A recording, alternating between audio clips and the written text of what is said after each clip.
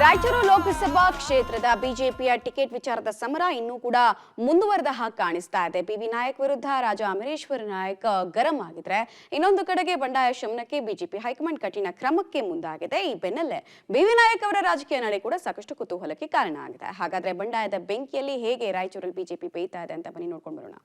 ಇನ್ನು ಶಮನವಾಗದ ಬಿವಿ ನಾಯಕ್ ಬಂಡಾಯ, ಅಸಮಾಧಾನಿತರಿಗೆ ಡೆಡ್ಲೈನ್ ಕೊಟ್ಟ ಅಮರೇಶ್ವರ ನಾಯಕ್.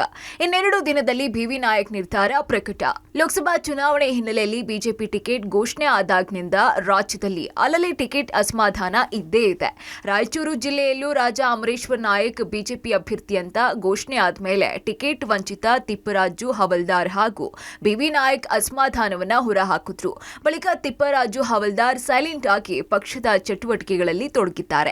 ಆದರೆ ಬಿವಿ ನಾಯಕ್ ಮಾತ್ರ ಟಿಕೆಟ್ಗಾಗಿ ಇನ್ನೂ ಪ್ರಯತ್ನವನ್ನ ಮುಂದುವರೆಸಿದ್ದಾರೆ. ಇನ್ನು ಬಿಜೆಪಿ ಅಭ್ಯರ್ಥಿ ರಾಜಾ ಅಮರೇಶ್ವರ ನಾಯಕ್ ವಿರುದ್ಧ ಗೋಬ್ಯಾಕ್ ಪ್ರತಿಭಟನೆ, ಜಾತಿ ಪ್ರಮಾಣ ಪತ್ರದ ವಿವಾದ ಮುನ್ನೆಲೆಗೆ ತಂದು ಬಂಡಾಯ ಮುಂದುವರೆಸಿದ್ದಾರೆ. ಈ ಬಗ್ಗೆ ಗರಂ ಆಗಿರುವಂತಹ ಅಮರೇಶ್ವರ ನಾಯಕ್, ಎಲ್ಲವನ್ನೂ ಹೈಕಮಾಂಡ್ ಗಮನಕ್ಕೆ ತರಲಾಗಿದೆ. ಇನ್ನೆರಡು ದಿನದಲ್ಲಿ ಸರಿ ಹೋಗದೆ ಹೋದ್ರೆ ಕಠಿಣ ಕ್ರಮವನ್ನ ಕೈಗೊಳ್ಳಲಾಗುತ್ತೆ. ಯಾರೇ ಪಕ್ಷ ವಿರೋಧಿ ಚಟುವಟಿಕೆ ಮಾಡಿದ್ರೂ ಪಕ್ಷದಿಂದ ಹೊರಗೆ ಹಾಕಲಾಗುತ್ತೆ ಅಂತ ಎಚ್ಚರಿಕೆ ಕೊಟ್ಟಿದ್ದಾರೆ. ಇದು ರಾಷ್ಟ್ರೀಯ ಪಕ್ಷ, ಜಗತ್ತಿನಲ್ಲೇ ಅತ್ಯಂತ ದೊಡ್ಡ ಪಕ್ಷ. ಅದಕ್ಕೆ ತಂದೆ ಆದಂಥ ವಿಶೇಷವಾದಂಥ ಸಭೆ ಇದೆ. ಆ ಸಭೆಯಲ್ಲಿ ಏನು ತೀರ್ಮಾನ ಆಗಿದೆ ಅದಕ್ಕೆಲ್ಲರೂ ಬದ್ಧರಾಗಿರ್ತಾರೆ. ಆ ನಿಟ್ಟಿನಲ್ಲಿ ಇವತ್ತು ಆ ಸಭೆ ಮುಖಾಂತರ ಆದಂಥ ನಿರ್ಧಾರ. ಯಾವ ತಿಳುವಳಿಕೆ ಇಲ್ದವು ತಮ್ಮ ಮನಸ್ಸಿಗೆ ಬಂದಾಗ ಮಾತಾಡ್ತಾರೆ ಅಂತ ಹೇಳಿದ್ರೆ ಅದೆಲ್ಲವೂ ನಡೀತಕ್ಕಂಥದ್ದಲ್ಲ. ಇದೇನಿದ್ರು ಪಕ್ಷದ ವರಿಷ್ಠರ ತೀರ್ಮಾನದಂತೆ ಆಗ್ತಕ್ಕಂಥದ್ದು. ಪಕ್ಷದ ವರಿಷ್ಠರು ಏನು ತೀರ್ಮಾನ ತೆಗೆದುಕೊಳ್ತಾರೆ ಅದಕ್ಕೆ ಎಲ್ಲರೂ ಬದ್ಧರಾಗಿರ್ಬೇಕು. ಆ ರೀತಿ ಯಾರು ಬದ್ಧರಾಗಿಲ್ಲ ಅವ್ರ ಮೇಲೆ ಕ್ರಮ ತೆಗೆದುಕೊಳ್ಳಿ.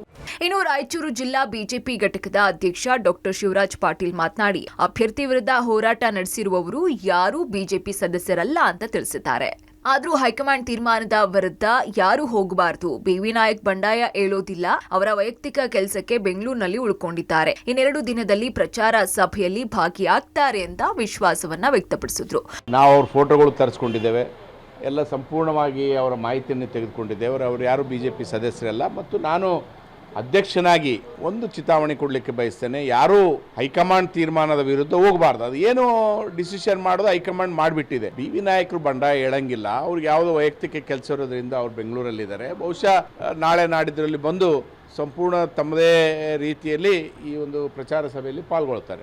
ಒಟ್ಟಾರೆ ರಾಯಚೂರು ಲೋಕಸಭಾ ಟಿಕೆಟ್ ಬಂಡಾಯ ಶಮನಕ್ಕೆ ಬಿಜೆಪಿ ಹೈಕಮಾಂಡ್ ಸೈಲೆಂಟ್ ಆಗಿ ಡೆಡ್ಲೈನ್ ಕೊಟ್ಟಿದೆ.